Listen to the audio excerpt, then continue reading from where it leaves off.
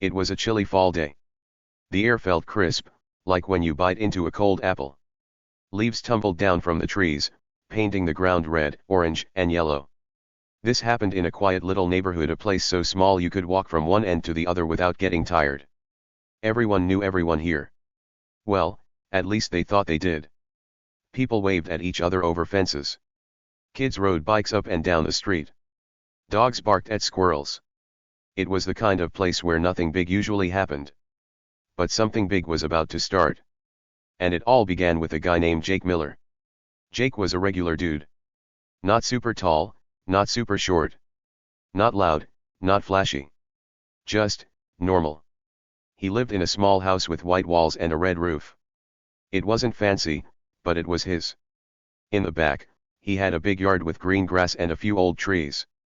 Jake liked his yard. He spent a lot of time there, especially in the fall. That's when he'd grab his axe, head outside, and chop wood. Chop, chop, chop. He'd swing that axe like a superhero, splitting logs into perfect pieces. Then he'd stack them up in a neat pile near his back porch. It wasn't a huge pile, but it was enough to keep his fireplace roaring when the nights got cold. He was proud of it. That firewood was his hard work, his little treasure. Sounds peaceful, right? A guy, his house, his wood. No trouble at all. But hold on, trouble was coming. And it had a name, Karen. Now, Karen wasn't just any neighbor. Oh no. She was that kind of Karen. You know the type. The kind who thinks she's the boss of everything. She lived 2 houses down from Jake, in a place with perfect flowers and a shiny mailbox. Karen was the queen of the HOA. What's an HOA? It's like a club for grown-ups who make rules about how your house has to look. No messy yards. No loud music. No fun, if you ask some people. Karen loved the HOA. She loved the rules. And she really loved telling everyone else what to do. She'd walk around with a clipboard like a teacher checking homework, pointing at things she didn't like. Your grass is too tall, she'd say. Your trash can isn't hidden, she'd whine. Most folks in the neighborhood didn't argue with her.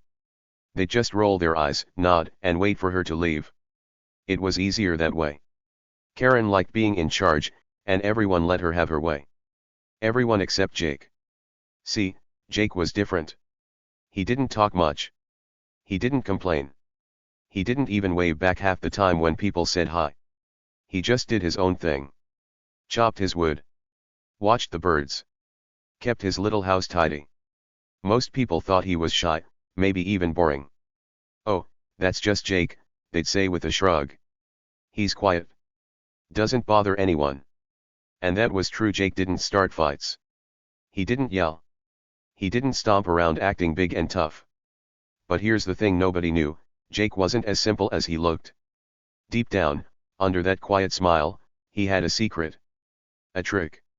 A plan so clever it'd make your jaw drop. Nobody saw it coming, not the neighbors, not the kids on their bikes, and definitely not Karen. Can you guess what it was? No. Well, don't worry. I'll tell you soon. But first, let's set the stage a little more. Picture this neighborhood on that chilly fall day. The sun was low, turning the sky pink and gold. Smoke puffed out of chimneys as people lit their fireplaces. Jake's firewood pile sat there in his yard, all stacked up nice and neat.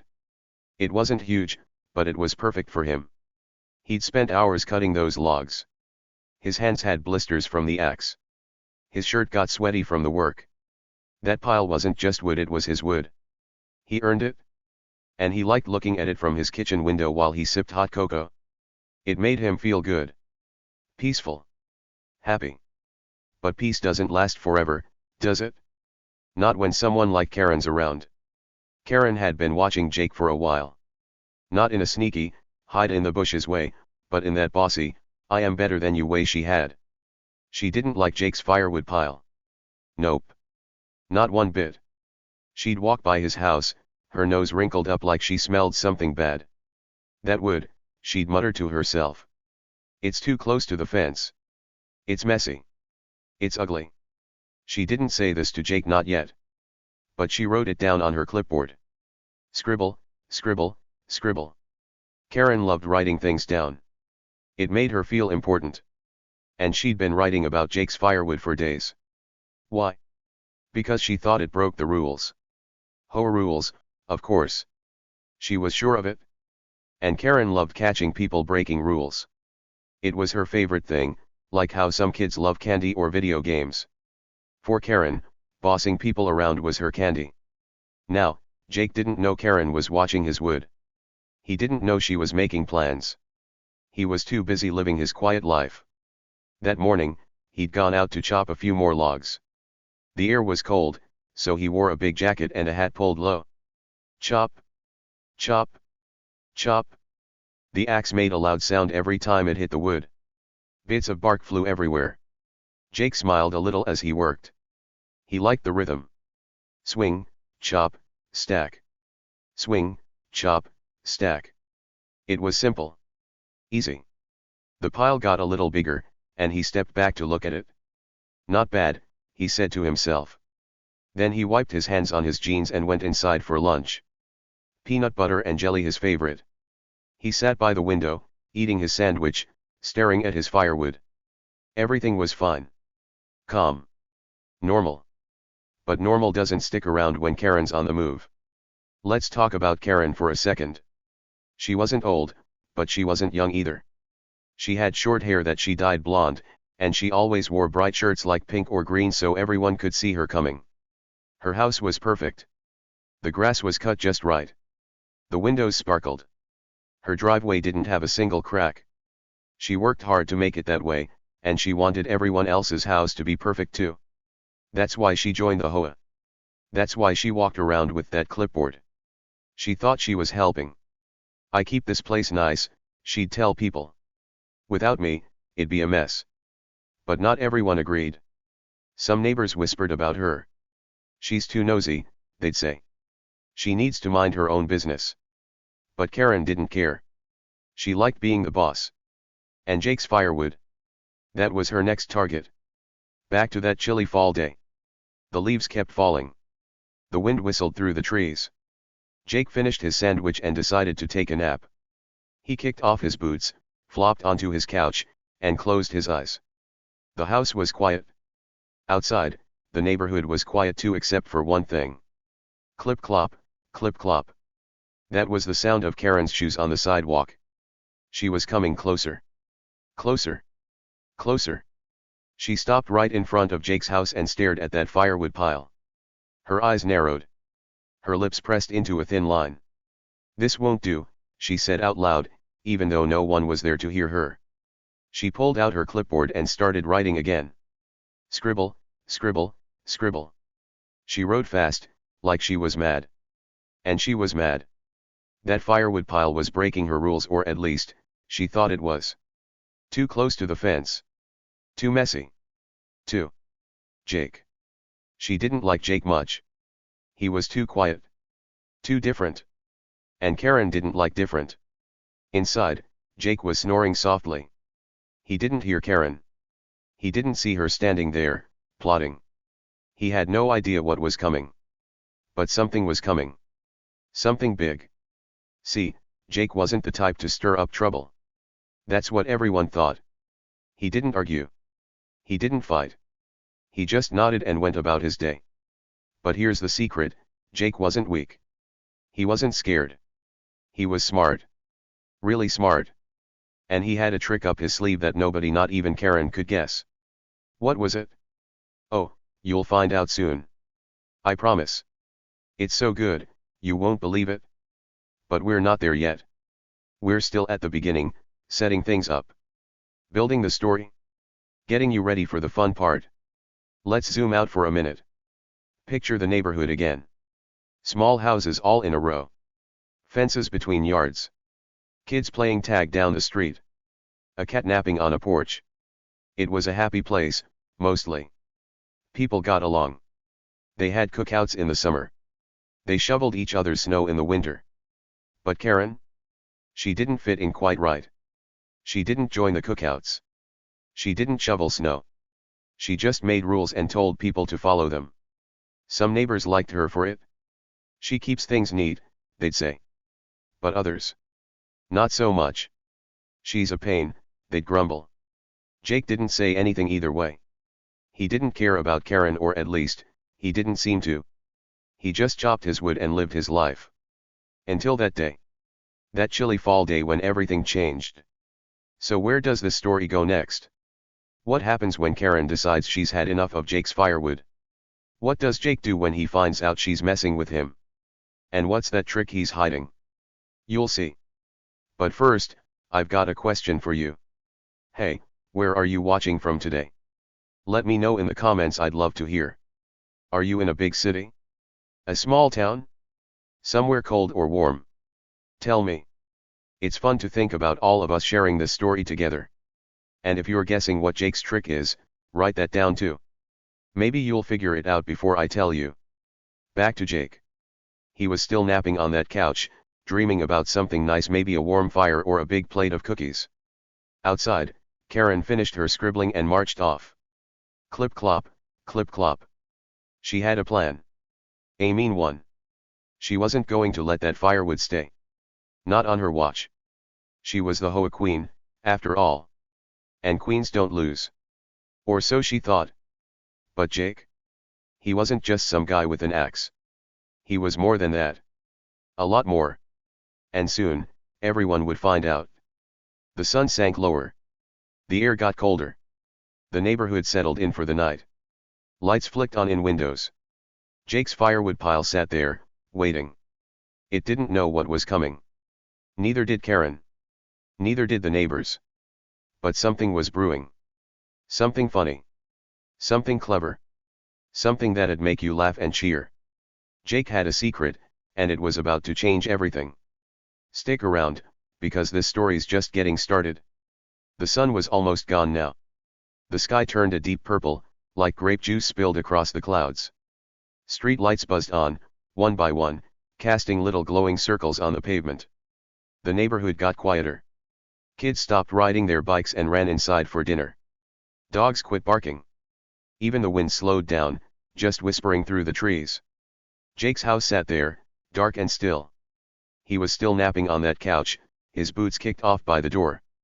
His firewood pile stood in the backyard, tall and proud. It didn't know trouble was coming. It didn't know Karen had a plan. But it wouldn't stay peaceful for long. Karen was back at her house now. She sat at her kitchen table, her clipboard in front of her. A big cup of tea steamed next to it, lemon tea, her favorite. She tapped her pen on the table. Tap, tap, tap. She was thinking. Planning. That firewood pile bugged her so much. It's not right, she muttered to herself. Too close to the fence. Too messy. Too annoying. She didn't like messy things. She liked everything perfect, neat, and in its place. Jake's wood wasn't in its place, at least, not the place she wanted it to be.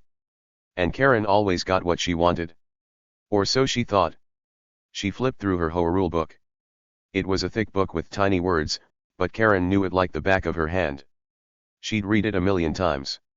She loved finding rules to use. Let's see, she said, running her finger down the page. Yards must be tidy. No clutter near fences. No hazards. She stopped and smiled. Hazards. That's it? She decided Jake's firewood was a hazard. A danger. Maybe it could fall over. Maybe it could catch fire. Maybe ants lived in it.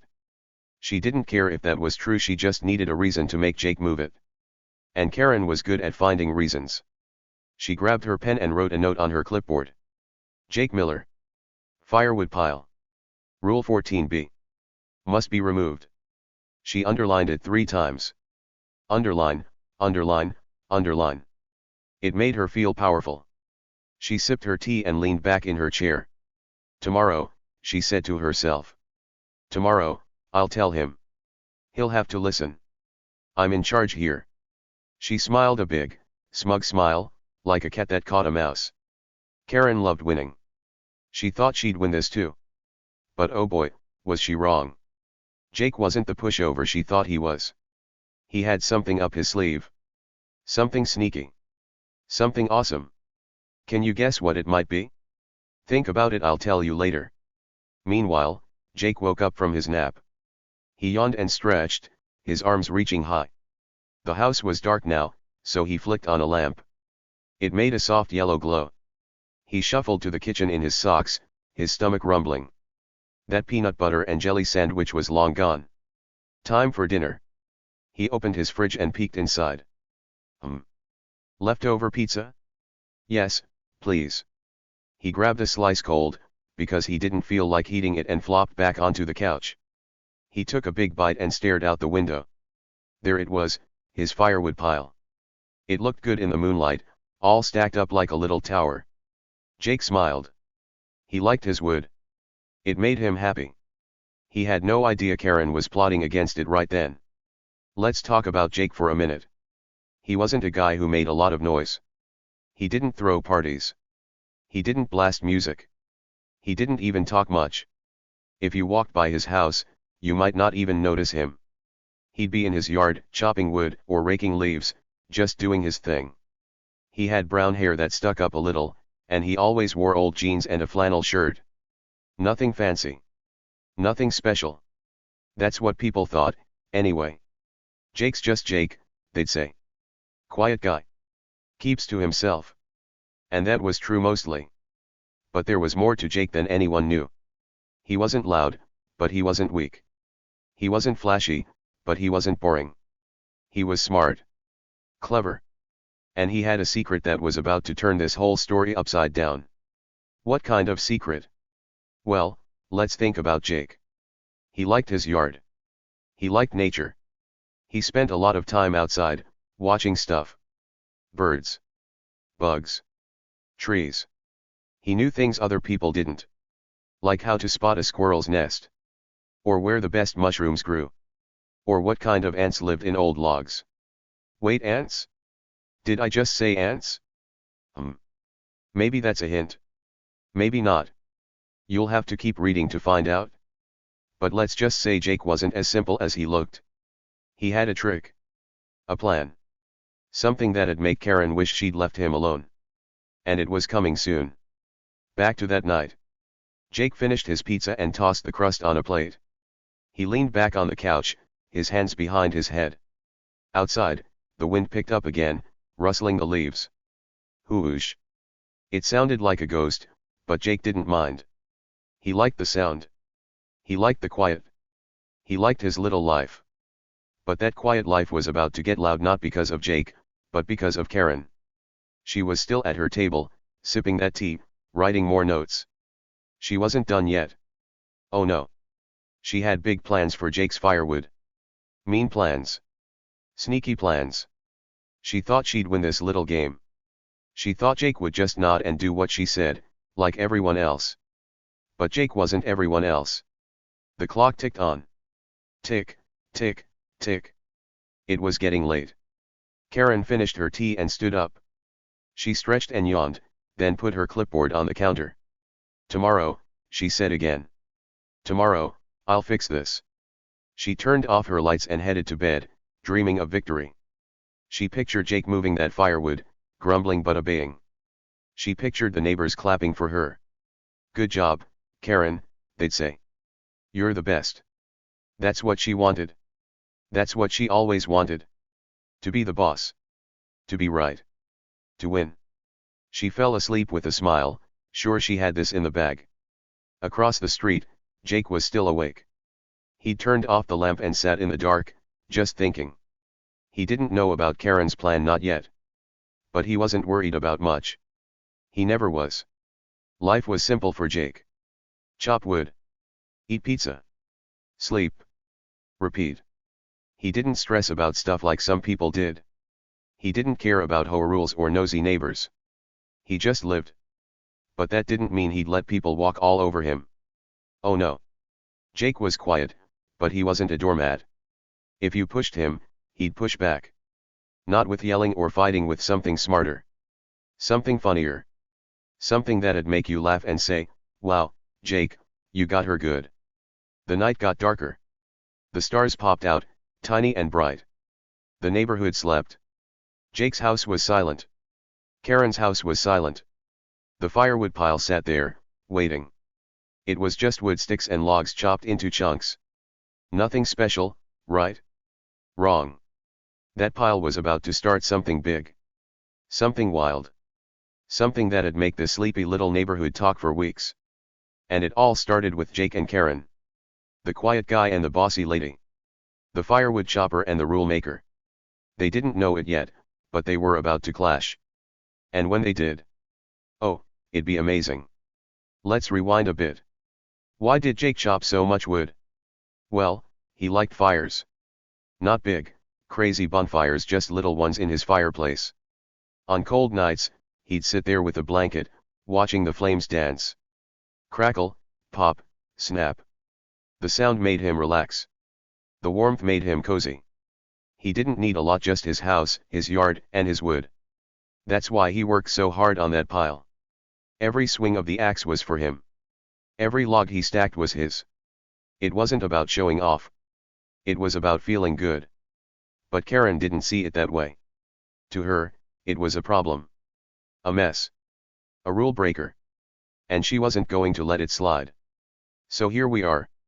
The stage is set. The players are ready. Jake, the quiet guy with a secret. Karen, the HOA queen with a clipboard. The firewood pile, stuck in the middle. It's a chilly fall night, and everything's calm for now. But tomorrow? Tomorrow's when it starts. Tomorrow's when Karen makes her move.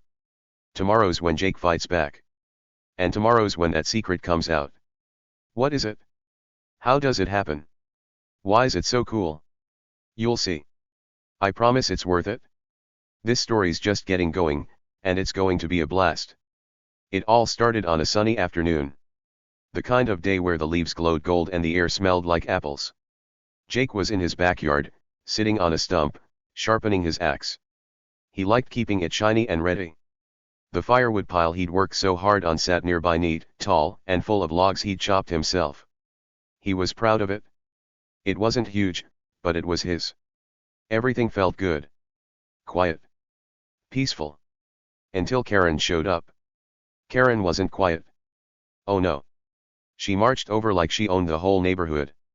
Her shoes went clip-clop on the sidewalk. She had her clipboard in one hand, a pen in the other, and a frown on her face.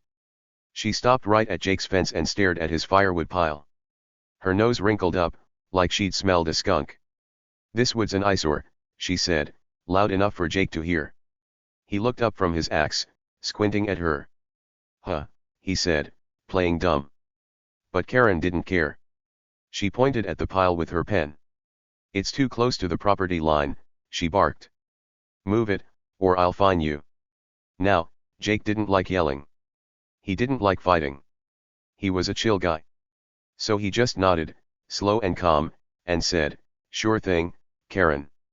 His voice was soft, like he didn't mind at all. He even gave her a little smile. But inside, oh boy, he was steaming. Mad as a wet cat. That firewood wasn't just wood to him, it was his hard work. His sweat. His time. And here was Karen, acting like it was trash. Telling him what to do with it. He didn't show it, though. Nope. Jake kept his cool. He watched her march away, her clipboard swinging, and he thought, she's not getting away with this. But he didn't say it out loud. Not yet. He had something brewing in his head. Something sneaky. Something big. What was it? You'll see soon. Karen went back to her house, feeling like a winner. She sat on her porch with a glass of lemonade, smirking to herself. She loved being in charge. She loved making rules. And she really loved telling people like Jake what to do. "He'll move it," she said to her cat, who was napping nearby. "He has to. I'm the HOA queen." She sipped her drink and wrote on her clipboard. Scribble, scribble, scribble. Jake Miller. Firewood violation. Fixed. She underlined it twice. She thought it was over. Done. Easy. But Karen didn't know Jake. Not really. She thought he was just a quiet guy who'd do whatever she said. Wrong. The next morning, Jake woke up early. The sun was just peeking over the trees, all pink and sleepy. He rubbed his eyes, yawned, and shuffled to the kitchen. He made some toast with butter and sat by the window, looking out at his yard. That's when he saw it, or didn't see it. Half his firewood pile was gone. Vanished. He blinked hard, like maybe he was still dreaming. But nope. It was real. The pile was smaller. Way smaller. Logs that used to be there were missing. Stolen. He dropped his toast and ran outside in his socks. The grass was cold and wet, but he didn't care.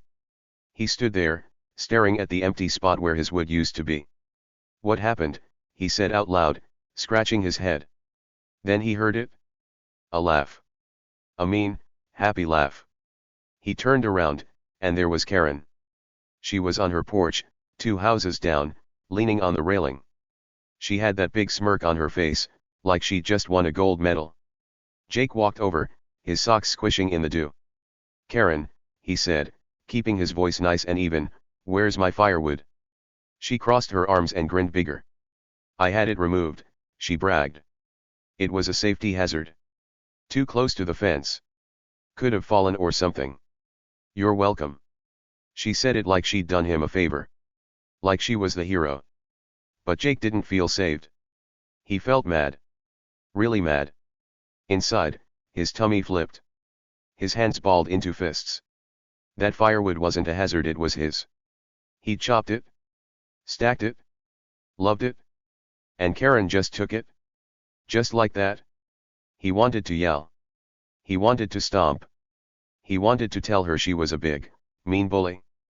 But Jake didn't do that. Nope. He was too smart for that. He took a deep breath, let it out slow, and smiled. A little smile. Too sweet. Too calm. Okay, Karen, he said. Thanks for letting me know. Then he turned around and walked back to his house. Squish, squish, squish went his socks. Karen watched him go, still smirking. She thought she'd won again. She thought Jake was giving up. Huh? She had no idea. Jake shut his door and stood there for a minute. He wasn't steaming anymore. He was boiling. Like a pot of water on the stove, bubbling and hot. Karen didn't just take his wood, she bragged about it. Laughed about it. Acted like he didn't matter. That made it worse. Way worse. He paced around his kitchen, his wet socks leaving little marks on the floor. Back and forth. Back and forth. He wasn't going to let this slide. No way. But he wasn't going to yell or cry either. That wasn't Jake's style. He had a better idea. A sneaky idea. A fun idea. He stopped pacing and grinned. Not a sweet grin this time, a tricky one. Oh, Karen, he whispered to himself. You're going to wish you didn't do that. What was he planning? Stick around, because this gets good. Let's talk about that moment. Jake's firewood was gone, half of it, anyway. He'd spent hours chopping those logs. Days stacking them. Every chop was a little victory. Chop. Chop. Chop. He could still feel the axe in his hands, heavy and strong. He could still smell the fresh wood, all earthy and sharp. That pile wasn't just stuff to burn, it was his hard work. His prize. And Karen snatched it away like it was nothing. She didn't ask. She didn't care. She just did it. That's what made Jake mad. Not just the missing wood, but the way she acted. Like she was better than him. Like he was some kid she could boss around. But Jake wasn't a kid. And he wasn't going to let her win. Karen, though. She was happy as a clam. She sat on her porch all morning, sipping that lemonade, watching the street. Every time someone walked by, she'd wave and say, I fixed Jake's yard. It's safer now. She wanted everyone to know. She wanted them to think she was great. Some neighbors nodded and said, good job, Karen. But others. They just kept walking. They didn't like her much. She's too bossy, they'd whisper later. Poor Jake. Poor Jake. Nah. Jake didn't need pity. He wasn't poor anything. He was mad and he was ready. Back inside, Jake peeled off his wet socks and tossed them in the laundry. He put on dry ones and sat on his couch, thinking. He didn't yell when Karen bragged. He didn't argue. He just smiled and left. Why? Because Jake knew something Karen didn't. Fighting with words wouldn't work. She'd just talk louder, wave her clipboard, and make more rules. Nope. Jake had to fight smart. Quiet. Clever. He leaned back, staring at the ceiling. His brain was buzzing. Idea after idea popped up. What could he do? How could he get back at her? Something funny. Something she wouldn't expect. Something that'd make her think twice before messing with him again. He tapped his fingers on his knee. Tap, tap, tap. Then he stopped. His eyes lit up. Got it, he said to himself. He had a plan. What was it? Oh, it's so good. So sneaky. But I'm not telling you yet. You've got to wait a little longer. Let's build this up some more. Picture Jake sitting there, all calm on the outside but buzzing inside. Picture Karen on her porch, all proud and clueless. The neighborhood didn't know it yet, but something was coming. Tension was growing. Like a rubber band stretching tighter and tighter. Snap. It was going to break soon. And when it did. Oh, it'd be wild. Let's go back to Karen for a sec. Why did she hate that firewood so much? It wasn't ugly. It wasn't falling over. It was just a pile of logs. But to Karen, it was wrong. Too close to the fence by maybe a foot. Not neat enough for her perfect little world. She had rules in her head, and Jake broke them. That's what bugged her. She couldn't stand it when things weren't her way. So she took his wood. Not herself, she didn't carry it. She called some guys from the HOA, and they hauled it off while Jake was sleeping. Sneaky, right? She didn't even tell him first. Just did it. That's Karen. Bossy. Mean. Sure, she's always right. Jake didn't know who took it yet. He just knew it was gone and Karen was happy about it. He stood up and looked out his window again. The pile was still there, but smaller. Half gone. He shook his head. She thinks she's so smart, he said under his breath. We'll see about that. He wasn't loud. He wasn't mean. But he was ready to fight back his way. Not with fists or shouts. With brains. With tricks. With something so cool it'd make everyone laugh. Well, everyone except Karen. The day went on. The sun climbed higher, warming up the grass. Birds chirped. Kids played down the street, kicking a ball. Everything seemed normal. But it wasn't. Not really. Jake stayed inside, plotting. Karen stayed on her porch, bragging. The tension grew. You could almost feel it in the air, like before a big storm. Something was going to happen. Something fun. Something that'd turn this little fight into a big story. Jake didn't argue when Karen told him to move the wood. He didn't yell when she took it. He just smiled and waited. Why? Because he knew he'd win in the end. How? Oh, you'll love this. Stick around, it's coming. Let's stretch this out a bit more. Imagine Jake pacing again. He walked from the couch to the kitchen, then back. Over and over. His socks were dry now, but his brain was wet with ideas. Wet like a sponge, soaking up plans. He could have gone to the HOA and complained. He could have told the neighbors Karen was a thief. But that wasn't fun enough. That wasn't Jake enough. He wanted something better. Something that'd make Karen mad and make everyone else smile. He stopped pacing and looked out at his yard again. The half-gone pile stared back at him. Don't worry, he said to it, like it could hear. I've got this.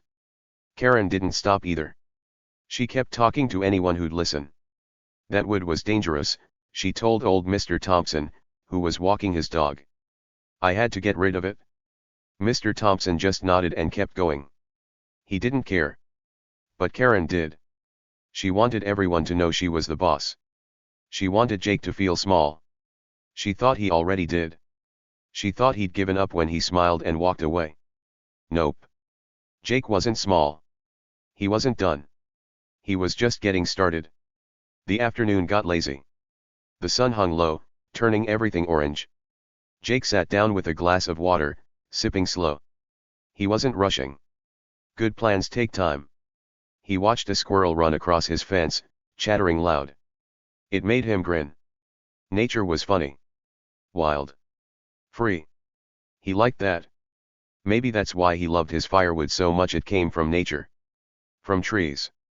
from outside. And Karen? She didn't get that. She liked straight lines and clean yards. No wild stuff. No fun stuff. That's why they didn't mix. That's why this fight was happening. Tension kept building. Jake's smile got trickier. Karen's smirk got smugger. The neighborhood kept buzzing along, not knowing what was up. But some days went by after Karen stole Jake's firewood. The sun came up, the sun went down. Leaves kept falling, turning the ground into a crunchy carpet. The neighborhood stayed busy, kids laughed, cars hummed, and birds sang. Everything seemed normal. But it wasn't. Not really. Karen was still acting like she ruled the world, and Jake? He was quiet, but he was up to something. Something big. Something sneaky. Let's see what happened next. Karen didn't stop being bossy. Oh no. She strutted around the street like a peacock, head high, chest out. Every day, she'd walk by Jake's house. Clip clop went her shoes. She'd stop at his fence and peek over, her eyes sharp like a hawk's. She was looking for trouble. Anything she could complain about. One day, she saw his grass. It wasn't super long, just a little taller than hers. But that was enough for Karen. Your grass is too long, she yelled over the fence. Jake was in his yard, raking leaves. He looked up, tipped his hat, and nodded. Okay, Karen, he said, all calm and nice. But inside, he wasn't happy. Not one bit. Another day, she heard Jake's dog bark. Just once. A little woof when a squirrel ran by. Jake's dog was a fluffy brown mutt named Max. He was a good boy, didn't bark much, just slept in the sun most days. But that one woof? Karen hated it. She marched over, her clipboard flapping, and shouted, "Your dog's too loud. Keep him quiet." Jake was on his porch, sipping water.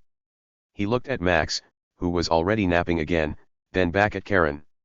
"Sure thing, Karen," he said with a tiny smile. He didn't argue. He didn't yell. He just nodded and went inside. Karen smirked and walked off, thinking she'd won again. She was wrong. So wrong. See, Jake stayed quiet, but he wasn't idle. Idle means doing nothing, and Jake was definitely not doing nothing. He was busy. Super busy. But sneaky busy. Nobody knew, not Karen, not the neighbors, not even Max the dog. Jake had a secret. A big one. And it started with something he loved, nature. Jake wasn't just a guy who chopped wood. He liked all the outdoorsy stuff. Trees.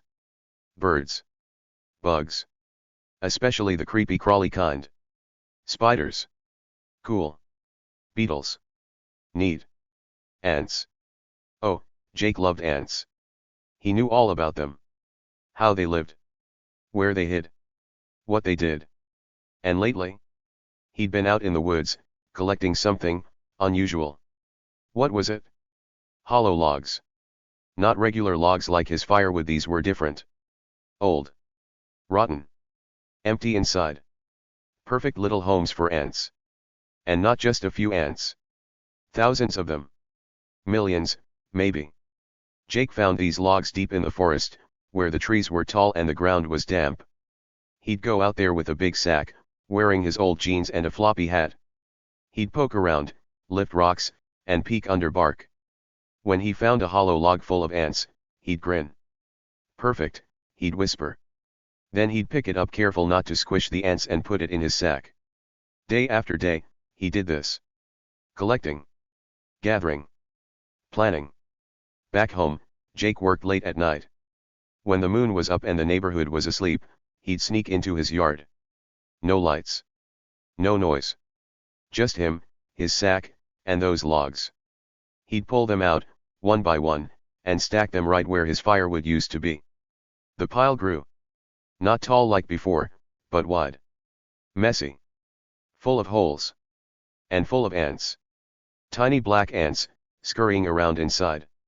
Jake didn't say a word to anyone. Not to Max. Not to the mailman. Not even to himself. He just stacked and stacked, his hands dirty, his eyes sharp. Why? What was he doing? Oh, you'll see. It's so good. Karen didn't suspect a thing. Not one little hint. She'd walk by in the daytime, see the new pile, and think, he's still messy. She didn't look close. She didn't notice the tiny ants crawling in and out. She didn't hear the soft rustling inside the logs. She thought Jake was just sloppy, piling up junk to replace his firewood. He'll learn, she'd mutter, scribbling on her clipboard. She thought she'd won. That Jake was beaten. That her stealing his wood had taught him a lesson. Ha! Every time she peeked over the fence, every time she nagged about his grass or his dog, she was sure she was the boss. But she wasn't. Not even close. Jake was letting her think that. Letting her strut. Letting her smirk. Why? Because he was setting her up. Every snide comment pushed her closer. Snide means mean and sneaky, and Karen was full of it. Your yard's a mess, she'd say. Smirk.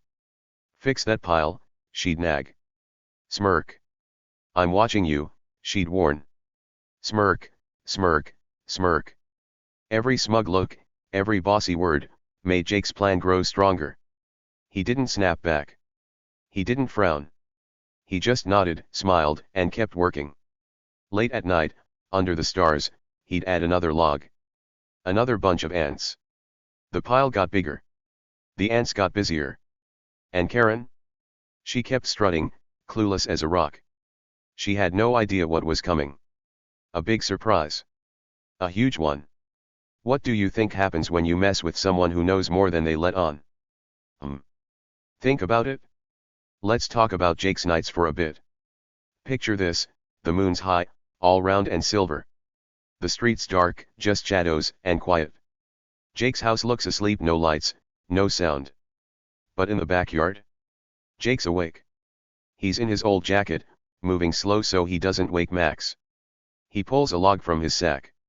It's light, hollow, and buzzing with ants. He sets it down, gentle as can be. The ants don't mind, they just keep doing their ant stuff. Crawling. Digging. Living. Jake watches them for a second, his face lit by the moon. He smiles. Not a sweet smile, a tricky one. Keep going, little guys, he whispers. Then he adds another log. And another. The pile grows, and so does his plan. Why ants? Why not something else? Well, Jake knew ants were special. They're tiny, but mighty. They work together. They don't give up. And they can make a big mess if you bother them. Jake liked that. He'd watched ants all his life ever since he was a kid. He'd sit by ant hills, staring as they carried crumbs twice their size. Cool, he'd say. Now, as a grown-up, he still thought they were cool. And useful. Very useful. Karen didn't know that. She didn't know Jake knew so much.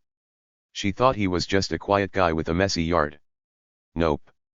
He was a quiet guy with a brain full of tricks. Days turned into weeks. Karen kept nagging. Cut that grass, she'd yell. Jake would nod. Quiet that dog, she'd snap. Jake would smile. She'd peek at his new pile and shake her head. Still ugly, she'd mutter. She didn't see the ants. She didn't look hard enough. Too busy being bossy. Too busy thinking she'd won. But every nag, every peek, every smirk was like a push. Pushing her closer to Jake's surprise. He didn't rush it. Good plans take time. He waited. Watched. Stacked. The logs piled up. The ants got comfy. And the tension? It grew like a balloon getting too full. Pop. It was coming. Let's zoom in on Karen for a minute. She loved her clipboard. Loved her rules. Loved telling people what to do. She'd walk the neighborhood every day, checking yards, writing notes. Scribble, scribble, scribble. She'd stop by Jake's place more than anyone's. Why? Because he bugged her. Not because he was loud or mean, he wasn't. Because he was quiet.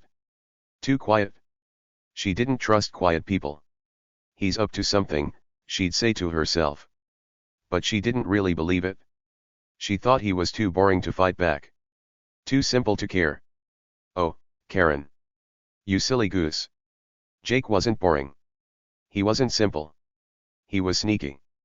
And he cared a lot. One afternoon, Karen got bold. Bolder than usual. She didn't just peek over the fence, she knocked on Jake's door. Bang, bang, bang. Jake opened it, wiping his hands on a rag. He'd been fixing a chair inside. Yeah, he said, all calm. Karen held up her clipboard like a shield. Your yard's a disgrace, she said. That pile's worse than the old one. Move it, or I'll make you. Her voice was loud, sharp, mean. Jake looked at her, then at the pile, then back at her. Okay, Karen, he said, soft as ever.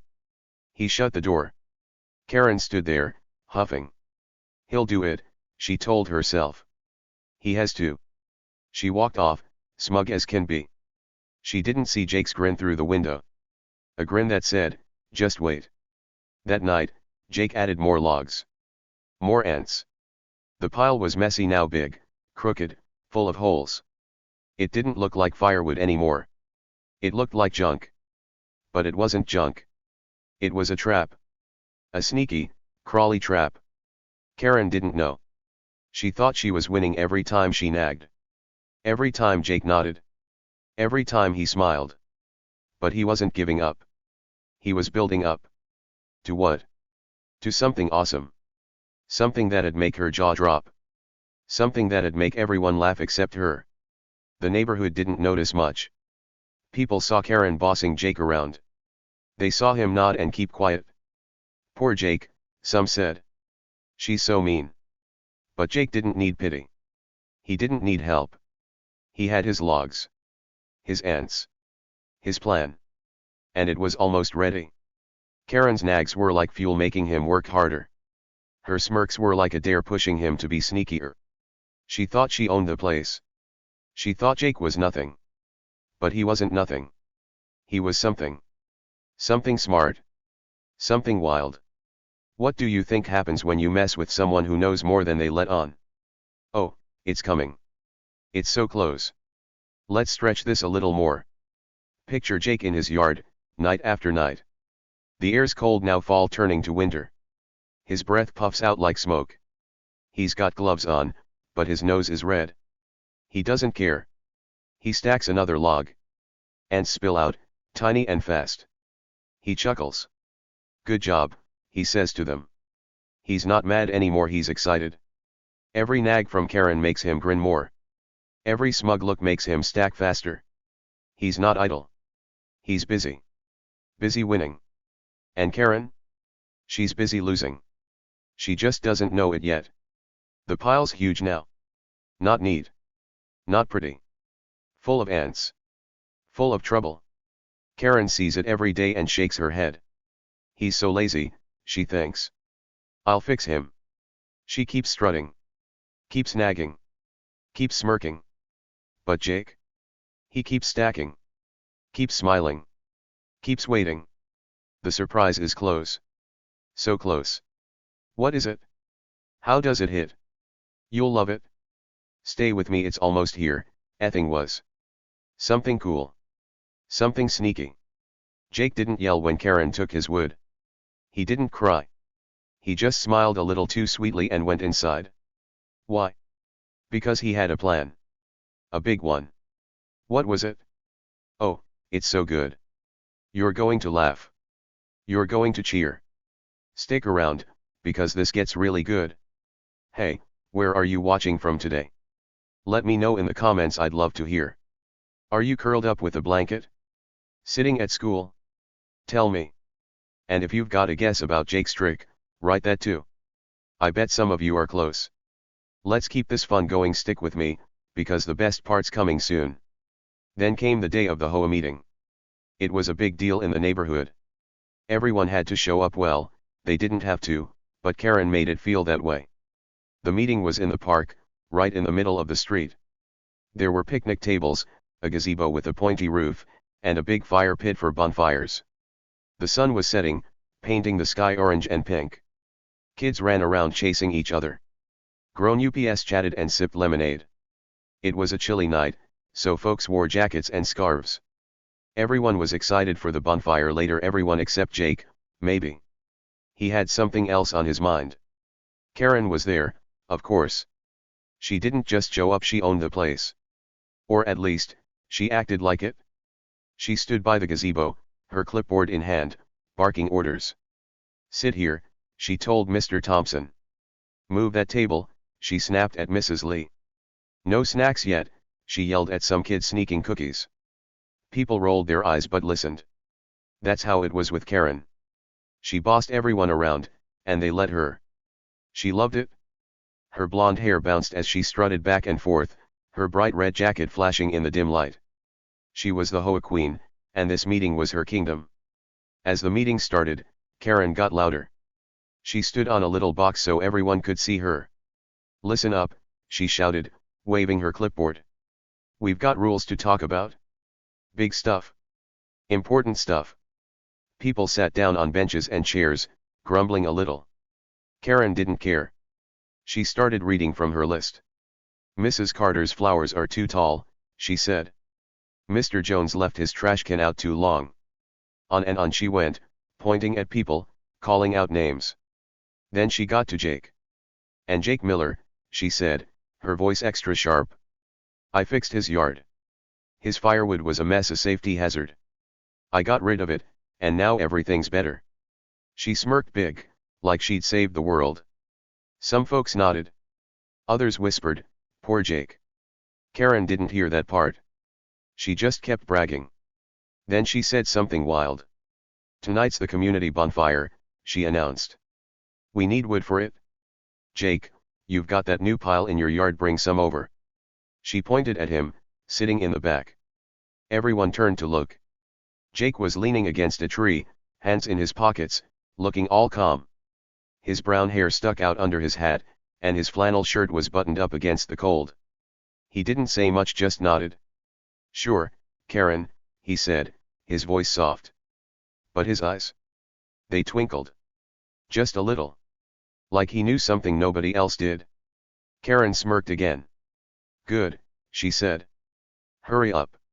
She thought it was ironic funny, even that Jake had to bring wood after she stole his old pile. She thought she was so smart. "Oh, Karen. You silly, silly lady." Jake didn't argue. He didn't frown. He just grinned a small, sneaky grin and walked off toward his house. People watched him go, then turned back to Karen. She kept talking, bossing, bragging. "I keep this place perfect," she said. "Without me, it'd be a dump." She waved her clipboard like a flag. The meeting dragged on. Rules, rules, more rules. But everyone was really waiting for the bonfire. It was the fun part. The warm part. The part where they could roast marshmallows and forget about Karen for a bit. Little did they know, this bonfire was going to be way more exciting than usual. Jake came back about 20 minutes later. The sky was dark now, all black and speckled with stars. He was pushing a wheelbarrow, a big, creaky one with a wobbly wheel. It squeaked as he rolled it into the park. Squeak, squeak, squeak. Inside. Logs. Not his old firewood, these were the hollow ones. The ones he'd been stacking in his yard. The ones full of ants. Thousands of them. Millions, maybe. He'd collected them from the woods, night after night, piling them up where his firewood used to be. They were old, rotten, light, and buzzing with tiny black ants. But nobody could tell. Not from far away. They just looked like wood. Messy wood, sure, but wood. Karen saw him coming and clapped her hands. "There he is," she called. "Jake's finally helping out." She laughed, mean and loud. People turned to look. Jake rolled the wheelbarrow right up to the fire pit, a big circle of stones in the grass. He stopped, wiped his hands on his jeans, and grinned bigger. "Happy to help," he said. Then he tipped the wheelbarrow over. Thump. The logs tumbled out, landing in the pit. They didn't stack neat, they fell all crooked and sloppy. Karen frowned a little. "That's messy," she said. "But it'll burn." She didn't look close. She didn't see the tiny ants scurrying inside. She didn't hear the soft rustling. She just nodded. "Light it up," she ordered. Mr. Thompson had the matches. He shuffled over, struck one, and tossed it in. Whoosh. The flames jumped up fast. Orange and yellow, they licked the logs, crackling loud. Pop! Snap! The fire roared, warm and bright. People cheered a little. Yay, said the kids, holding sticks for marshmallows. Finally, said Mrs. Lee, rubbing her hands. At first, everything seemed fine. The fire grew, the logs burned, and the park glowed. Karen stood nearby, arms crossed, smiling smugly. See, she said. I told him to bring wood, and he did. I'm in charge here. She thought it was perfect. She thought she'd won. For about 2 minutes. Then chaos. It started small. A little puff of smoke. A tiny black dot crawling out of the fire. Then another. Then 10. Then 100. Suddenly bam, thousands of ants burst out of the logs. They didn't like the heat. They didn't like the flames. So they ran. Fast. Tiny black ants, scurrying everywhere. Out of the pit, over the stones, into the grass. People froze for a second, staring. What's that? Said Mr. Thompson, squinting. Oh no, yelled Mrs. Lee, jumping back. Then the kids saw. Ants, they screamed. Ants. And that's when it went wild. The ants didn't stop. They poured out like water, thousands, millions, all running crazy.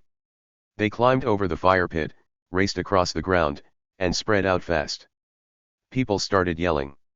Get them off, shouted a lady in a blue coat, swatting her legs. They're everywhere, cried a kid, dropping his marshmallow stick. Chairs tipped over. Cups spilled. The bonfire turned into a mess, an ant invasion. The flames still roared, but now the air was full of screams and stomps. Crunch, crunch, crunch went shoes on ants. Run, someone yelled. Everyone scattered, flapping arms, shaking clothes, tripping over benches. And Karen? Oh, Karen lost it? She shrieked loud, high, like a siren. Ants! Ants, she wailed, hopping on one foot, then the other.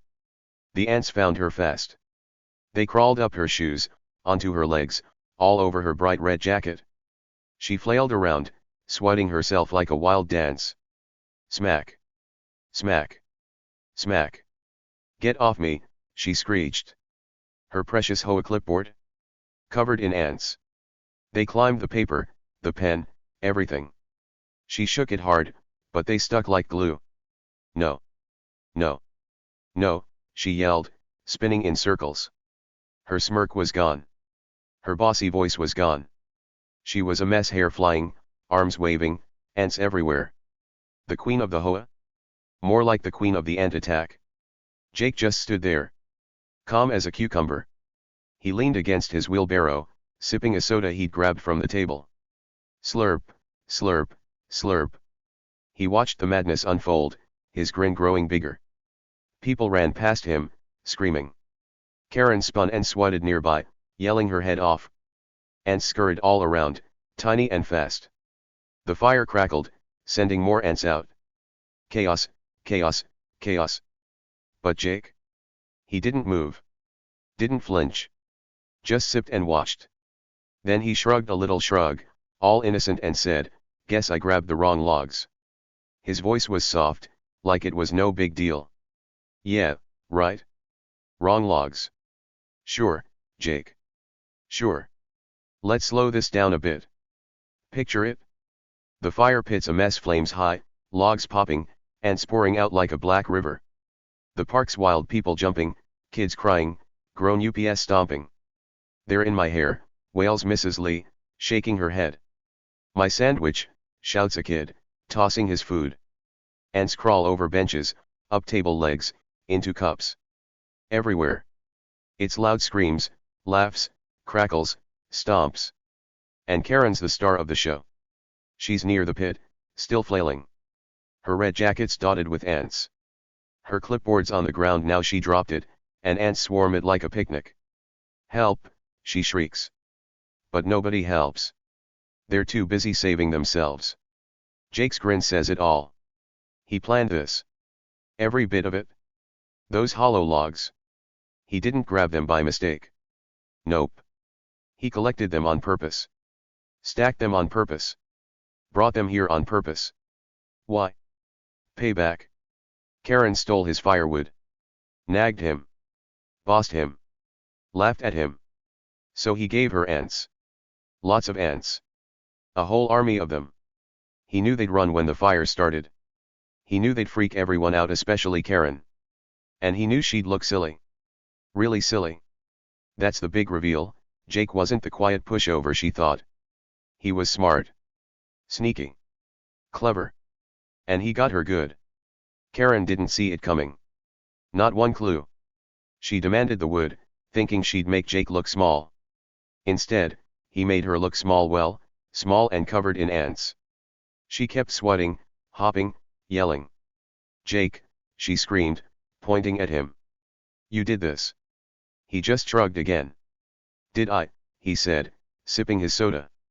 Slurp. People started laughing now. Not all of them, some were still mad about the ants, but a few. Mr. Thompson chuckled. "Good one, Jake," he muttered. A kid giggled, "She's dancing." Even Mrs. Lee, brushing ants off her scarf, smirked a little. Karen heard it. Her face went red, not from the fire, from embarrassment. The ants kept coming. The fire burned hot, pushing them out faster. They ran over the grass, into the gazebo, everywhere. People gave up fighting and just watched. It was a show now, a funny, crazy show. Karen was the main act. She tripped over a chair, landed on her butt, and popped back up, still sweating. "Oof," she grunted. Ants on her legs. Ants in her hair. Ants on her hands. She shook and shook, but they stuck. Her clipboard? A black blob of ants now. Useless. She couldn't boss anyone with that. Jake stayed cool. He finished his soda, tossed the can in a bin, and crossed his arms. The fire glowed on his face, making his grin shine. He didn't laugh out loud. Didn't cheer. Just watched. This was his moment. His win. Karen messed with him, and he messed back bigger and better. The ants were his secret weapon. His trick. His big reveal. And it worked. Oh, it worked so good. The neighborhood would talk about this forever. Remember when Jake got Karen with the ants, they'd say. That was wild. Let's stretch this out more. Imagine the scene. The fire's still going, popping and snapping. Ants spill out like popcorn, bouncing everywhere. Kids climb on tables to escape. Grown ups stomp and wave. "Shoo," yells Mr. Thompson, flapping his hat. "Go away," cries Mrs. Carter, shaking her skirt. It's loud, louder than the meeting ever was. And Karen? She's still at it? She grabs a stick, tries to swat the ants off her legs. Whack. Whack. It doesn't work. They climb faster. She drops the stick, runs in a circle, then stops to scratch her arms. "Ack," she yells. Her voice is hoarse now, all squeaky and tired. Jake watches it all. He's by the wheelbarrow, still as a statue. His hat's low, shadowing his eyes, but you can see that grin. Wide. Tricky. Happy. He doesn't say much, just that one line. "Guess I grabbed the wrong logs." Ha! Wrong logs. No way. He knew exactly what he was doing. He brought those ant logs to the bonfire because Karen told him to. She set herself up. She demanded wood, and he gave her wood with a surprise. A crawly, bitey surprise. That's the climax. The big moment. The part where Karen's smugness burns up like the fire, and Jake's quiet smarts shine bright. The ants don't stop. They're everywhere now, grass, tables, even the gazebo roof. People give up running and just laugh or groan. "What a night," says Mrs. Lee, brushing her scarf again. "Jake's a genius," mutters a kid, grinning. Karen hears that. "Genius," she shrieks. "He's a pest." She points at Jake again, but her hand's shaky. Ants crawl up her sleeve. She slaps it hard. Smack. "Ow," she yelps. Nobody helps her now. They're too busy giggling or stomping ants off their own shoes. The fire dies down a bit, but the ants keep coming. The logs are black now, crumbling in the flames. The invasion slows, but the damage is done. The bonfire's ruined. The meeting's ruined. Karen's ruined. She stands there, panting, hair a mess, jacket spotted with squished ants. Her clipboard's in the dirt, useless. She looks at Jake. He looks back. No words. Just that grin. That shrug. That soda sip. Well, the sip's gone now, but you get it? He won. She lost. Big time. This was it, the big reveal. Jake wasn't just a quiet guy. He was a quiet guy with a plan. A guy who loved nature. A guy who knew ants could do more than Karen's clipboard ever could. He let her nag. Let her steal. Let her boss. Then he struck. With ants. Thousands of them. It was chaos. It was funny. It was perfect. Karen flailed one last time, swatting her leg, and huffed off toward home. The ants followed her a bit, then scattered. Jake stayed, watching the fire fade, his grin never leaving. Oops, he said to himself. Oops. Yeah, right. Karen stomped off toward her house, still swatting at her legs. Her bright red jacket flapped as she moved, and ants fell off like tiny black raindrops. Plop, plop, plop. She was madder than a wet hen. Her hair stuck out all crazy, like she'd been in a windstorm. Her clipboard? Still in the dirt by the fire pit, covered in ants. She didn't even try to pick it up. Stupid ants. Stupid Jake, she muttered, kicking at the grass. Crunch, crunch went a few unlucky ants under her shoes. She didn't look back. She just wanted to get home, away from the mess, away from the laughs, away from Jake. Back at the bonfire, things were calming down a little. The flames were lower now, just a soft glow in the pit. The logs Jake brought were mostly ash, but a few still smoked and popped.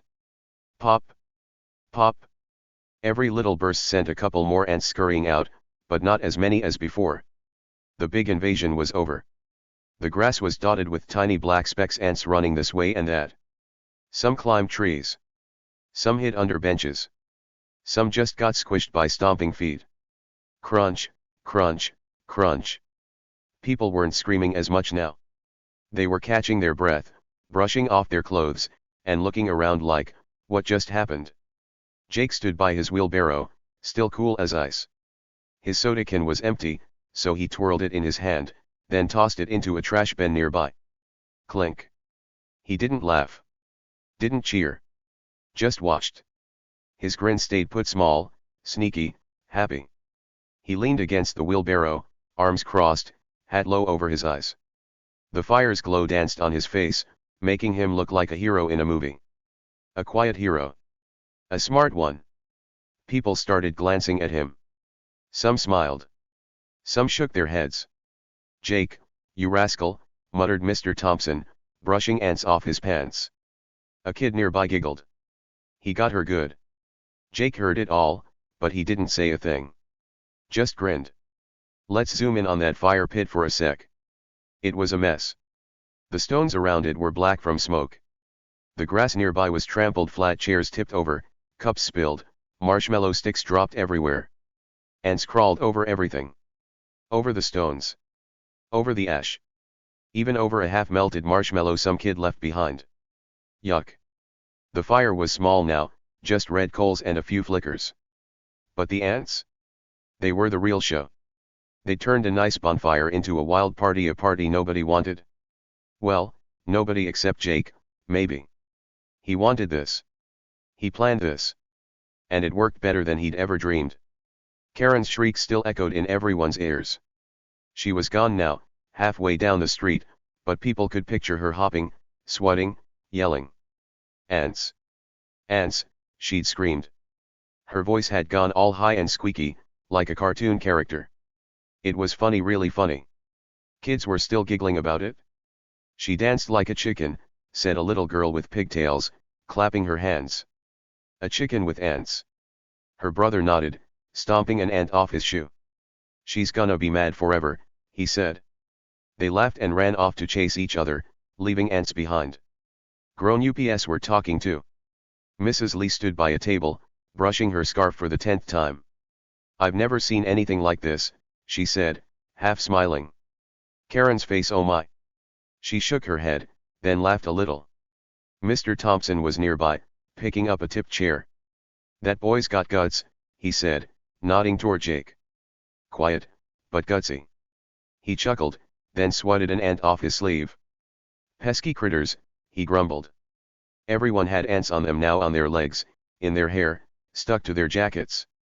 It was itchy. It was annoying. But it was funny too. Really funny, especially when they thought about Karen. Jake didn't move from his spot.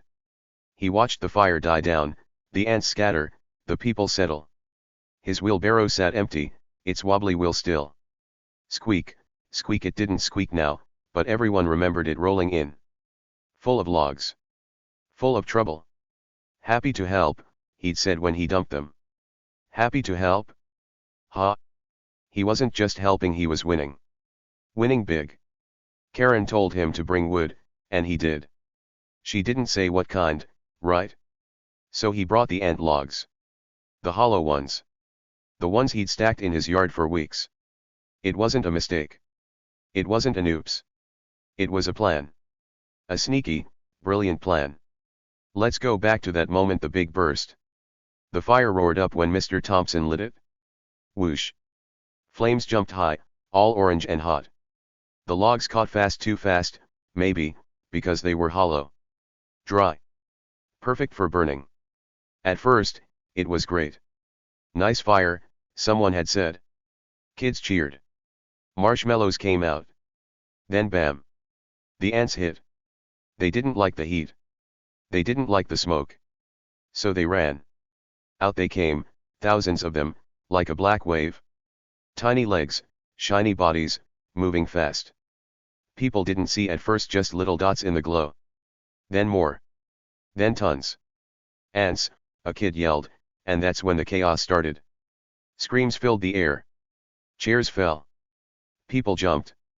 Karen was the loudest. Ants, she'd shrieked, hopping like a bunny. Her arms flailed up, down, side to side. She swatted her legs, her jacket, her hair. Smack. Smack. Smack. The ants didn't care, they kept climbing. Up her shoes, onto her pants, all over her clipboard. She dropped it, thud, and it hit the dirt. Ants swarmed it like candy. She spun around, yelling, "Get off! Get off!" Her face was red, her eyes wide. She looked silly, so silly. The HOA queen, covered in ants, dancing like a fool. Everyone saw. Everyone heard. And Jake? He just sipped his soda. Slurp. Calm. Cool. Grinning. The ants didn't stop for a while. They ran everywhere, over the picnic tables, into the grass, up people's legs. "They're on me," shouted Mrs. Carter, shaking her skirt. "Ow," yelped a kid, scratching his arm. Some ants bit tiny, sharp bites that made you itch. Others just crawled, tickling and creeping. People stomped and swatted, but there were too many. Way too many. The fire kept pushing them out. Crackle, pop, whoosh. More ants. More screams. It was wild, wilder than a zoo breakout. And Karen was the star. She tripped once, landed on her knee, oof, then bounced up, still swatting. "Jake," she yelled, pointing. "This is your fault." He shrugged. "Guess I grabbed the wrong logs," he said. Slurp. "Yeah, right. Let's stretch this out more. Picture the park. It's dark now, just stars and the fire's glow. The gazebo's empty, people ran from it when the ants hit. Tables are tipped, cups rolling in the grass. Ants crawl over everything, sticks, stones, even a lost shoe someone left behind. The fire pit's a wreck, ash and coals and ant-covered logs. Smoke curls up, thin and gray. The air smells like burnt wood and panic. People stand in little groups now, brushing off ants, laughing or grumbling. "What a mess," says Mrs. Lee, picking an ant from her sleeve. "What a show," says Mr. Thompson, grinning. Karen's gone, but her yells still bounce around in everyone's heads. "Ants! Ants!" she'd screamed. It was loud, louder than the fire's roar. She'd hopped and spun, swatting like crazy. Her clipboard fell, and ants took it over. Scribble, scribble, ha! No more rules now. Just ants. She'd pointed at Jake, mad as could be, but he didn't flinch. He didn't argue. Just shrugged. Wrong logs, he'd said. Innocent. Nope. Sneaky. Yup. Brilliant. Oh yeah. He'd turned her bonfire into an ant party. Her big night into a big laugh. And he didn't even raise his voice. The ants slowed down. The fire was tiny now, just red embers glowing soft. A few ants still crawled out, but most were gone, scattered, squished, or hiding. People stopped stomping. Kids stopped crying. Grown ups stopped yelling. They looked at each other, then at Jake. He was still there, by the wheelbarrow, arms crossed. His grin was the same, small, tricky, proud. "Jake, you did that on purpose," said a kid, running up. Jake tilted his hat. "Did I?" he said. The kid laughed. "Yeah. It was awesome." Others nodded. "She deserved it," muttered Mrs. Carter. "Too bossy," said Mr. Thompson. Jake didn't say more. Just grinned. This was the big reveal. Jake wasn't a pushover. He wasn't boring. He was clever. Quiet, sure, but sharp. Karen stole his firewood, nagged him, bragged about it. So he got her back with ants. Thousands of them. He'd collected those logs for weeks, knowing this day would come. When she told him to bring wood, he saw his chance. Boom. Ant invasion. Karen's smug face turned to shrieks. Her clipboard turned to ant food. Her night turned to chaos. And Jake? He turned it all around. He won. Big time. The park settled. The fire was out, just smoke now. Ants were everywhere, but fewer. People picked up chairs, grabbed their stuff, headed home. "Some bonfire," said Mrs. Lee, laughing. "Some payback," said Mr. Thompson, winking at Jake. Karen's house was dark. She'd slammed her door, probably still swatting ants inside. Jake stayed a minute longer, looking at the pit. The wheelbarrow creaked as he pushed it away. Squeak, squeak. "Oops," he said again, to nobody. "Oops. Ha. This was no oops. This was a win. A big, funny, ant-filled win." By the next morning, the sun was up, bright and happy. The neighborhood woke up slow. Birds chirped. Kids grabbed their bikes. Dogs barked at squirrels. Everything seemed normal again, except it wasn't. Not after last night. Not after the ants. The park was quiet now, just a smoky fire pit and some squished ants in the grass. People were already talking, though. Oh, they were talking a lot. And most of it? It was about Karen. She wasn't the HOA queen anymore. Nope. She was something else. Something funny. Something itchy. By breakfast time, Karen was the laughingstock of the neighborhood. What's a laughingstock? It means everyone was giggling at her. Pointing. Whispering. Laughing behind their hands. Her perfect little HOA kingdom, the one where she bossed everyone with her clipboard and rules. It was falling apart. Crumbling like a cookie in milk. People didn't listen to her the same way now. They didn't nod and obey. They smirked. They chuckled. And they gave her a new name, Ant Lady. It started quiet, behind her back. "There goes Ant Lady," Mr. Thompson said to Mrs. Lee over coffee. "Ant Lady's mad today," giggled some kids on their bikes. But soon? Oh, it got loud. Real loud. People said it to her face. It happened at the mailbox. Karen came out to get her letters, still in her red jacket, though it wasn't so bright anymore. It had little ant smudges on it, and her hair was still messy from all that swatting. A couple of neighbors were chatting nearby, Mrs. Carter and old Mr. Jones. They saw her coming. "Morning, Ant Lady," Mrs. Carter called, waving with a big grin. Mr. Jones laughed, loud and deep. "How's the itching, Ant Lady?" he added. Karen froze. Her face went redder than her jacket. "What did you call me?" she snapped, her voice all sharp. "Ant Lady," Mrs. Carter said again, like it was the best joke ever. Karen huffed, grabbed her mail, and stomped back inside. Slam went her door. The neighbors laughed harder. Ant Lady was official now. Karen didn't like it. Not one bit. She wanted to be mad. She wanted to be in charge. She wanted everyone to feel bad for her or at least scared of her. But nobody did. They just kept giggling. At the store, at the park, even at their own fences. Ant Lady struck again, someone would say if she complained about anything. Watch out, Ant Lady's coming, kids would yell, running away laughing. Her perfect little world where she made the rules and everyone followed. Gone. Poof. Crumbled into nothing. All because of one night. One bonfire. One pile of ants. And one guy, Jake. Karen tried to fight back. Oh, she tried hard. That afternoon, she marched out of her house, her clipboard in hand. She'd cleaned it off, no more ants, just smudges, but she waved it like a sword.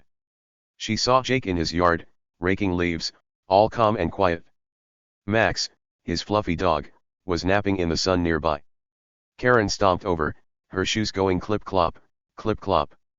Jake Miller, she shouted, pointing at him. You did this. You ruined everything. Those ants, they're your fault. Her voice was loud, squeaky, mad. She wanted him to say sorry. She wanted him to feel small. She wanted everyone to see her win again. Jake didn't even blink. He stopped raking, leaned on his rake, and looked at her. Calm. Cool. Easy. You told me to move my firewood, Karen, he said, slow and soft. I did what you asked. He shrugged a little shrug, all innocent. Karen's mouth opened, then shut. She didn't know what to say. He was right. She had told him to move it. She'd bragged about taking it.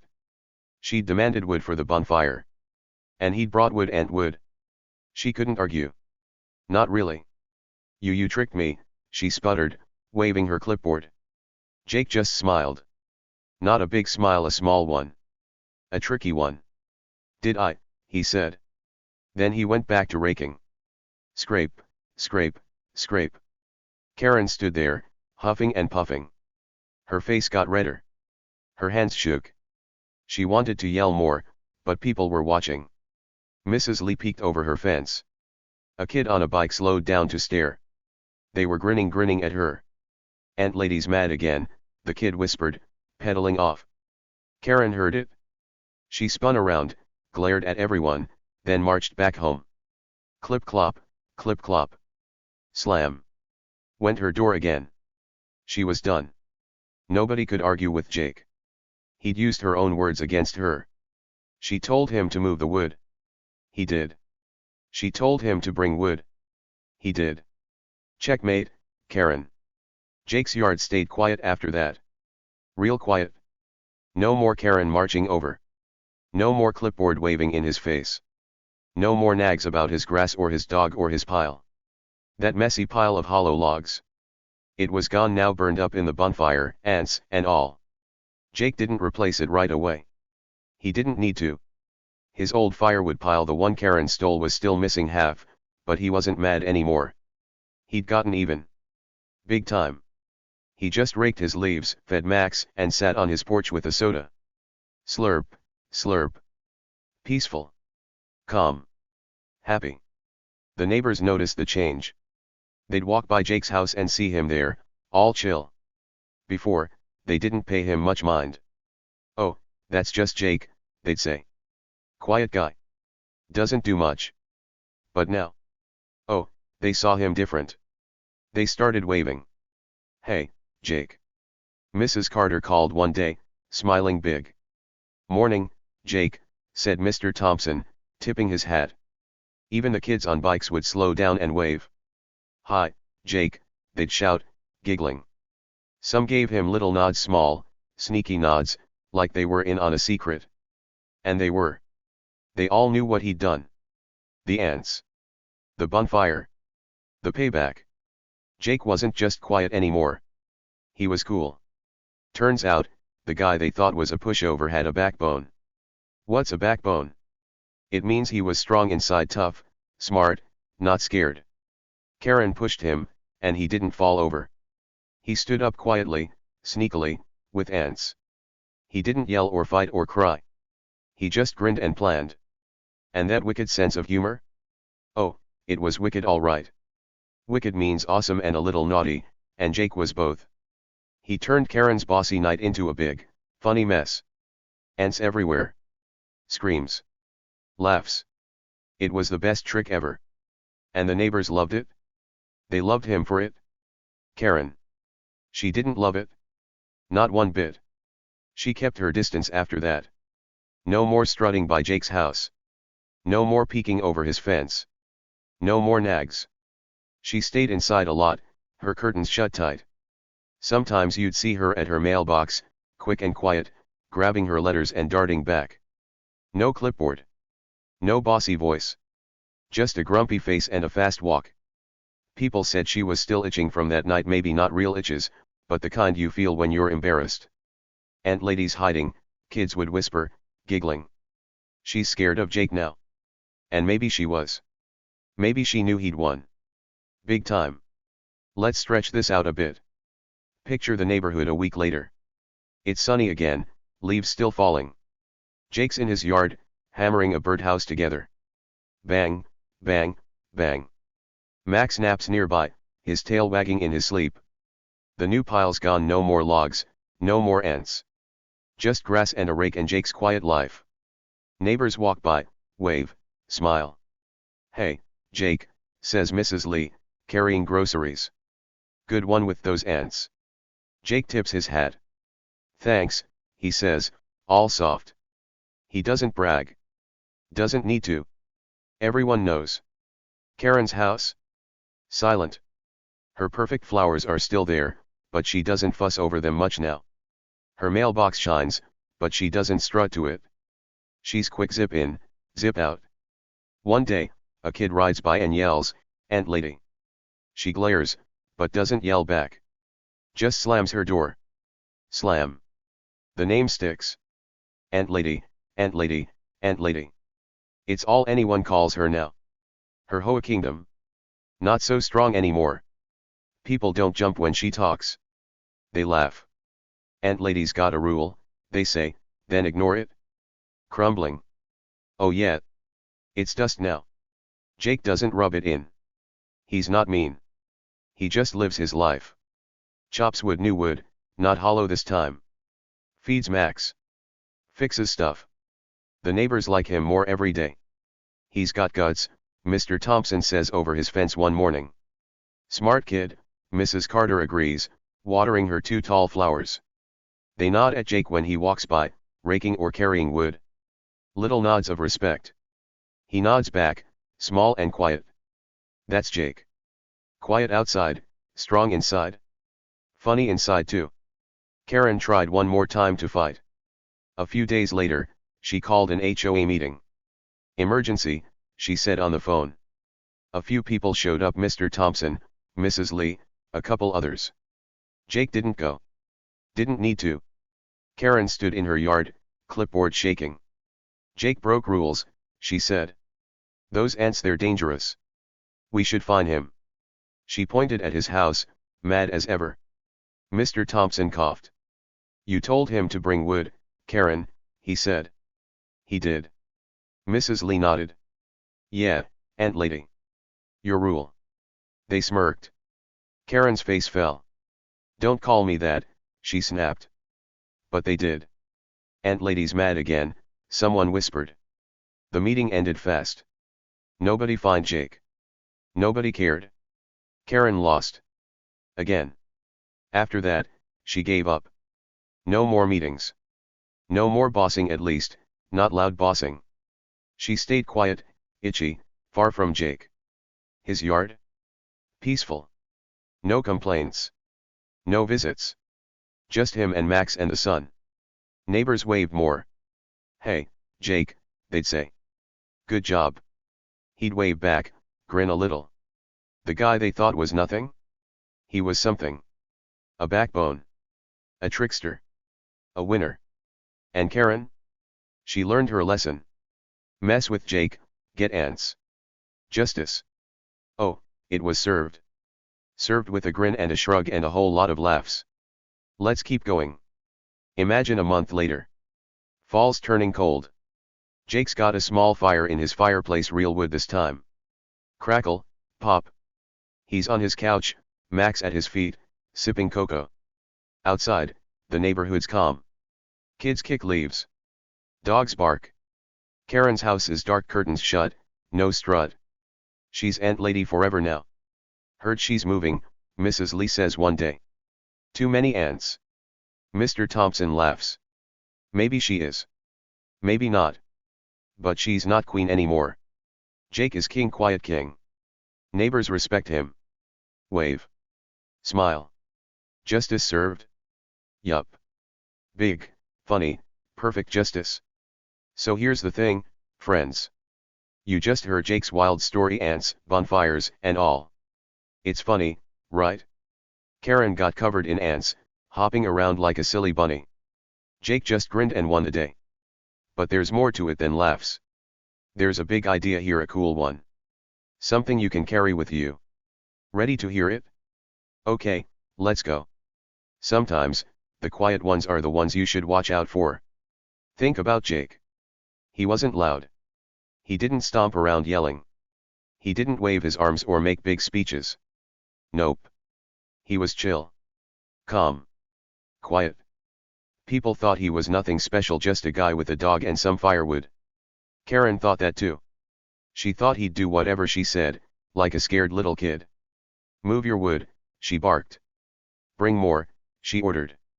She figured he'd nod and obey because he didn't talk back. But Jake? Oh, he was more than that. Way more. He didn't need to yell or fight to win. He just waited. Waited for the perfect moment to strike.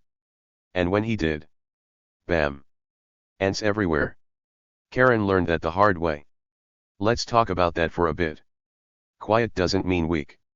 Quiet doesn't mean scared. Sometimes, quiet means smart. Jake didn't waste his energy arguing with Karen. He didn't cry when she stole his firewood. He didn't run around mad. He stayed cool. He thought. He planned. He watched her strut and smirk, and he let her think she'd won. Why? Because he knew something she didn't. He knew about ants. He knew about logs. He knew how to turn her bossy words into his big win. That's power, quiet power. The kind you don't see coming. The kind that hides behind a nod and a smile. Karen didn't get it. She was loud. Bossy. Always talking, always pointing. She thought loud meant strong. She thought if she yelled enough, everyone would listen. And they did for a while. They nodded when she nagged. They moved their trash cans when she complained. But Jake? He didn't play her game. He didn't try to be louder. He didn't need to. He waited, like a fox hiding in the grass, watching, ready. Then pow, he struck. Not with shouts. Not with fists. With ants.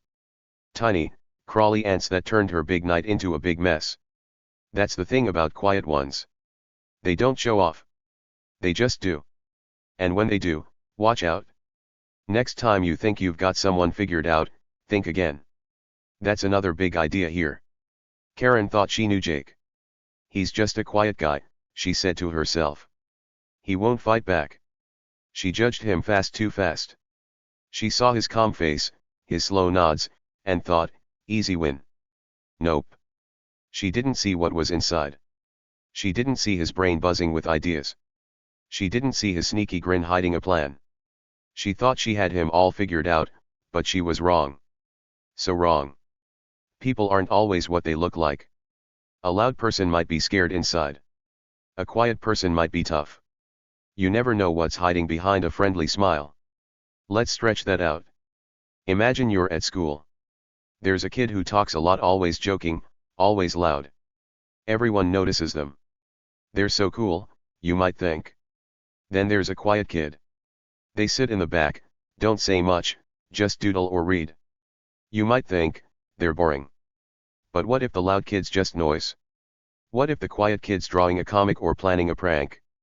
You can't tell from the outside. People hide stuff. Good stuff. Smart stuff. Funny stuff. Jake hid ants. What might someone near you be hiding? A talent? A dream?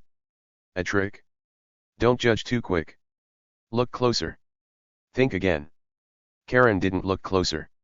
She saw Jake's quiet ways and laughed. He's nothing, she thought. She strutted around, sure she was the boss. But that friendly smile Jake gave her? It wasn't weak. It was sneaky. It was strong.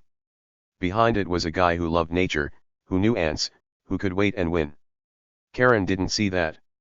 She judged him wrong, and bam, she got ants in her pants. Literally. So next time you meet someone, don't decide fast. Wait. Watch. You might be surprised. That shy kid? Maybe they're a genius. That quiet neighbor? Maybe they've got a trick up their sleeve. You never know. Let's think about you for a sec. Are you loud? Quiet? Somewhere in between? Doesn't matter. What matters is what's inside. You don't have to shout to be big. You don't have to fight to be strong. Jake didn't. He used his head. His patience. His ants. Maybe you've got something like that, something cool, something yours. A idea. A skill. A little spark. You don't need to show it off every day. You can keep it quiet, save it, wait for the right time. Then pow, you shine. Like Jake. He shined so bright, the whole neighborhood saw it. Even Karen, covered in ants, saw it. She didn't like it, but she saw it. That's inspiring, right? It means you can be you, loud or quiet, and still be awesome. You don't have to be the loudest to win. You don't have to push everyone around. Karen tried that, and look where it got her, itching and mad. Jake stayed himself. Quiet. Calm. Clever. And he came out on top. So be yourself, friends. If you're quiet, that's cool. If you're loud, that's cool too. Just know you've got power inside, power to wait, to think, to strike when it's right. Like Jake. He waited for the perfect moment, and when it came, he didn't miss. Ants everywhere. Karen learned that the hard way. Let's talk about Karen one more time. Did she deserve it? She was mean. Bossy. She took Jake's firewood, his hard work, and laughed about it. She nagged him about his grass, his dog, everything. She thought she could push him around because he didn't push back. Not with words, anyway. She strutted and smirked, sure she'd win forever. But Jake showed her. He didn't just sit there, he struck back, quiet and smart. Those ants? They were justice. They made her hop and yell and look silly. They took her HOA crown and threw it in the dirt with her clipboard. So yeah, maybe she deserved it? She pushed too hard, and Jake pushed back harder. What do you think? This story's got a big lesson. Life's not about being the loudest or the bossiest. It's about being you, smart you, strong you, sneaky you. Jake didn't need to yell to beat Karen. He didn't need to fight her with fists or shouts. He waited. He planned. He used what he knew, ants, and won. That's cool. That's inspiring. It means you can win too, your way. Maybe not with ants, but with something yours. A smile. A trick. A good idea. Wait for your moment, and when it comes, go for it. Like Jake. He's proof the quiet ones can roar without even opening their mouth. Let's stretch this out more. Picture Jake now. He's on his porch, sipping soda, Max the dog snoozing nearby. The neighborhood's calm. No more Karen nags. No more ants, well, not in his yard, anyway. People wave at him. Hey, Jake, they say. He waves back, quiet and happy. He didn't change who he was. He didn't get loud or mean. He stayed Jake, quiet Jake, clever Jake. And that's why he won. Not because he was bigger or stronger, but because he was smarter. Patient. Sneaky. That's a lesson for all of us. You don't need to be loud to be big. You just need to be you, your best you. Karen's somewhere, probably still grumpy. Ant lady, kids call her, giggling. She learned something: don't mess with the quiet ones. They might surprise you. Jake surprised her good. And he surprised everyone. Neighbors thought he was a pushover. Nope. He had a backbone, quiet, but strong. He had a laugh, quiet, but wicked. He had a wing, quiet, but huge. So next time you see someone quiet, don't think weak. Think watch out. They might have ants or something just as cool up their sleeve. What about you, Friends. What's your quiet power? Maybe you're good at drawing. Maybe you're great at waiting. Maybe you've got a sneaky idea nobody sees yet. Hold on to it. Grow it. Wait for your bonfire moment like Jake's. When it comes, you'll shine. You don't need to yell. You don't need to push. Just be you, and strike when it's right. That's the secret. That's the fun. That's the win. Jake showed us how, and now it's your turn. What's hiding behind your friendly smile? Think about it? Let's wrap this up big. This story's done, but the idea's not. Quiet ones can win. Smiles can hide tricks. People aren't what they seem. Karen learned that ouch, and Jake proved it ha. So go out there, friends. Be you. Watch out for the quiet ones. Don't judge too fast. And if someone pushes you, like Karen pushed Jake? Wait. Plan. Strike smart. You've got it in you, your own ants, your own win. I believe it. Jake believes it. Now you believe it too. What do you think, did Karen deserve it? Let me know in the comments. Tell me your ideas. Did Jake rock it? Was Karen too mean? What's your quiet power? I'm dying to hear. Drop it below, and I'll see you in the next story. It's gonna be fun, maybe more ants, maybe not. Stick around, friends. You're awesome, just like Jake. See ya soon.